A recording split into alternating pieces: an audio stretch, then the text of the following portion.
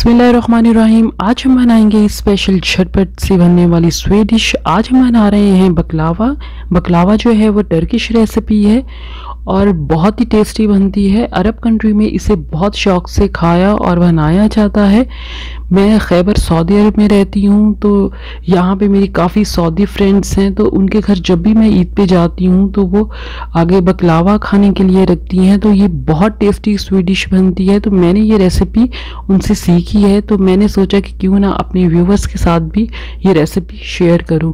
तो चलें स्टार्ट करते हैं। बकलावा बनाने से पहले अगर आप मेरे चैनल पे न्यू हैं तो प्लीज़ मेरे चैनल को सब्सक्राइब कीजिएगा, लाइक कीजिएगा और अपनी फैमिली और फ्रेंड के साथ मेरी रेसिपीज़ को शेयर कीजिएगा। बिस्मिल्लाहिर्रहमानिर्रहीम। सबसे पहले मैंने पिस्ता ले लिया है हाफ कप। इसको मैंने मोटा मोटा कट कर लिया है। इसी तरह हमने बादामों को भी ले लेना है और मोटा मोटा कट कर लेना है। अगर आपके पास अखरोट हैं तो वो भी आप इसमें डाल सकते हैं। हमने इसको बहुत बारीक नहीं पीसना दोनों चीज़ों को। नेक्स्ट हमने बटर ले लिया है। बटर हमने मेल्टेड बटर लिया है और 1 कप लिया है। फेलो शीट्स ले लेंगे।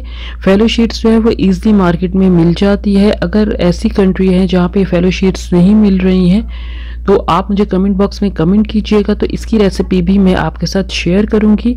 फेलो शीट्स को हम ओपन कर लेते हैं। ये बहुत बारीक बारीक जो है शीट्स होती है। अब मैंने एक बेकिंग ट्रे ले ली है, इसके मुताबिक जो है हम फेलो शीट्स को कट करेंगे। ये शीट्स बहुत ही नाजुक होती हैं, तो बहुत एहतियात से आप काम कीजिए ताकि शीट्स जो हैं वो आपके फटे नहीं। कट मैंने कर लिया है। अब एक हिस्से को हम उठाकर रख देंगे। फेलो शीट्स को मैंने कट कर लिया है। अब मैं बेकिंग ट्रे ले लेती हूँ जिसके अंदर हम बकलावा जो है वो बेक करेंगे। बेकिंग ट्रे ले ली है। इसके नीचे सबसे पहले हमने मेल्टेड बटर लगाना है ब्रश की मदद से। अच्छी तरह जो है हमने ग्रीस करना है बटर से, इसको कहीं पे भी ड्राई नहीं रहे। फिर हम शीट को ले लेंगे, वो हमने रख देनी है। फिर दोबारा जो है हम इसके अंदर जो है बटर लगाएंगे। इसी तरह हमने 10 शीट्स जो है इसमें बटर लगाते जाना है और शीट को रखते जाना है। बटर जो है आप अच्छे तरीके से लगाइएगा। इस रेसिपी को आप ज़रूर ईद पे ट्राई कीजिएगा। ये बकलावा बहुत टेस्टी बनता है और ये माउथ मेल्टेड स्वीडिश है।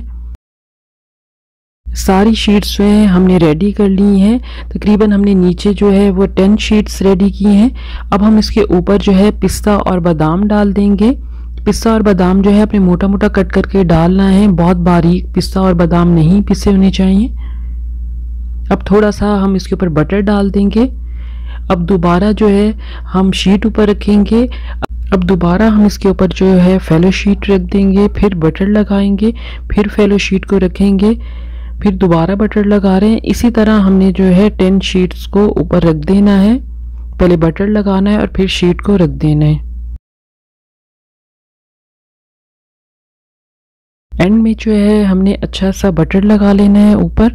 अब हम इसे कट कर रहे हैं। बटर लगाने से जो हमारी शीट्स हैं वो सॉफ्ट हो जाएंगी, तो आपने बहुत तरीके से इसे कट करना है। पहले मैंने इसको लंबाई में कट किया है, अब मैं इसको साइड से कट कर रही हूँ। इसके पीसेस जो हैं बकलावे के वो छोटे होते हैं, तो वो आपकी मर्जी है। आप बड़े पीसेस भी कट कर सकते हैं और छोटे पीसेस भी कट कर सकते हैं। अब मैं इसके ऊपर थोड़ा सा पिस्ता डाल रही हूँ। आप जिस तरह इसको डेकोरेट करना चाहते हैं आप उस तरीके से इसको डेकोरेट कर लीजिए। आप अखरोट भी ऊपर रख सकती हैं। बकलावा जो है हमारा रेडी हो चुका है ओवन में रखने के लिए।